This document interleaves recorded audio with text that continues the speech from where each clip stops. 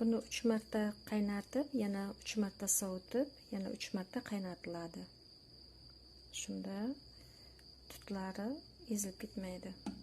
Hali endi qaynatib 4 soat shakarga ivitib qo'ydim. 1 kiloga 1 kilo shakar soldim.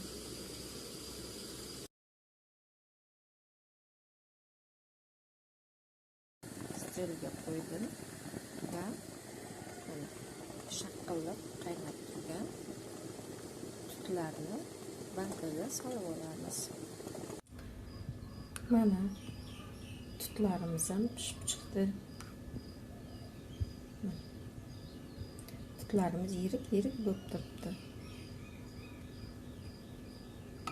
Va 3 ta banka, kichkina banka chiqardim.